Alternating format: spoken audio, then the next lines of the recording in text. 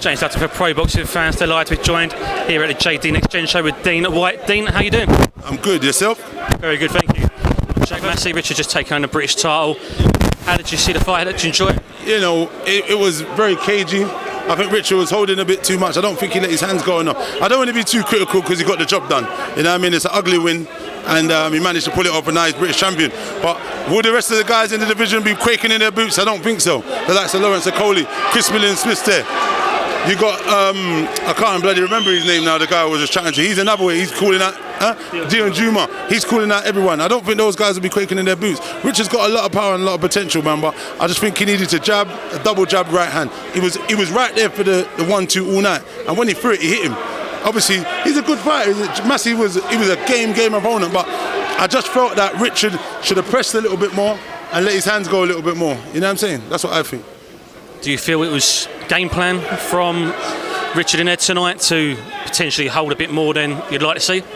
You know what? Listen, holding's part of the boxing. I'm an advocate for holding anyway, but I just felt like there was a bit too much holding, if you get my meaning. He didn't let his hands go enough. He's lucky he's got that kind of power because it balances out things because, you know, he's prone to get a knockout, he's prone to get, you know, to drop the guy and so on. So it's kind of one of them. But listen, he needs to go back to the drawing board and have a good think and look at that and just try and see what he needs to work on to kind of overcome the big boys in the division who he's calling out. You know what I mean? No, he did land a couple of bombs in round 3 and round 8. Are you surprised that Jack withstood those?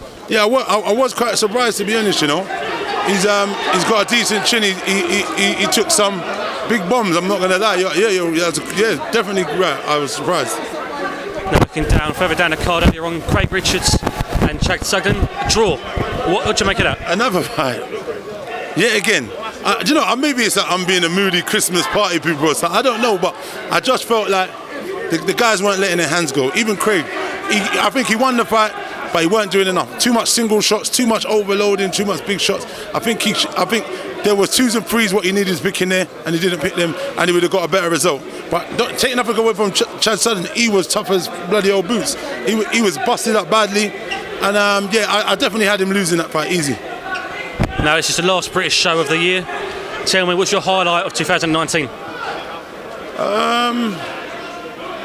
you know what? There's been some good fights. Even tonight there was a hell of a fight. Conroy and the guy he fought that was a good fight. Clay and Kiwi was a good fight. Shakan Peters versus Dexter Spellman was a great fight here as well. There's been so much great nights in boxing. The UK can be proud of some of the cards what's come on here. You know, Dillian Whyte versus Rivas, Chisora cleaning out Spilka. Listen, the list just continues to go on, you know what I mean? There's been so much big knockouts, big wins, hard fights, and we just should be happy that we can, you know, go out weekend after weekend and see it. Even the Frank Warren card in Birmingham was a good card. There was quite a few good cards in there. Saturday, I think Sonny Edwards versus Braithwaite should be a good one as well. So there's loads of, I think that's the last fight before Christmas, and then it's still a wrap for the new year. And what are your hopes for 2020? For me to just keep plodding on and establishing myself as a good manager, mentor to fighters. And I think I've got some good fighters. I'm hoping we're going to make some good breakthroughs this year. Good quality fighters going to come through and start getting on the domestic scene and start fighting for honours shortly, you know. So I'm just going to keep working, plodding on. I'm just in the middle of trying to make some more signings and yeah, it's all gold, man, for me come January. You know, I mean, can't wait to just get my boys out, get them on shows and just show what all my hard work's been about. Me being everywhere and kind of being in the gyms and trying to get the best quality what's left to get what Matchroom, what Frank Warren don't have, you know what I'm saying? So I just got to keep working. Definitely. Seem to see you here, there and everywhere, every single show. There you go. So for yourself, what is the management side of it like? Do you know what? I don't even class it as work. I actually just love my job.